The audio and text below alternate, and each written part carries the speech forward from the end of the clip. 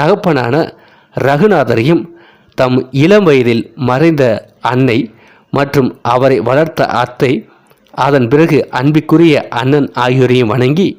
பின்னர் படிப்பவர்களை வணங்கி தமது பணிக்கு முழு அன்பையும் சிதையாத கவனத்தையும் கொடுத்தருள வேண்டிக்கொண்டு, எட்டாவதாக கடைசியாக தனது ஒரே அடைக்கலமும் பிரம்மமே மெய்ப்பொருள், பாரனைத்தும் மாயத்தோற்றம் என்று தனக்கு உணர்விக்கின்ற ஸ்ரீ தத்தாத்திரேயரின் அவதாரமான சத்குரு ஸ்ரீ சாய்பாபா அவர்களை நமஸ்கரித்து, அங்கனமே எம்பெருமான் மதியும் எல்லா ஜீவராசிகளையும் வணங்கி துதிக்கின்றார். பராசரர், வியாசர், சாண்டில்யர் முதலியோரது கருத்தின்படி பக்தியால் பலகாலும் துதித்தவற்றை சுருக்கமாக கூறிய பின்பு ஆசிரியர் பின்வரும் நிகழ்ச்சியை விவரிக்கிறார்.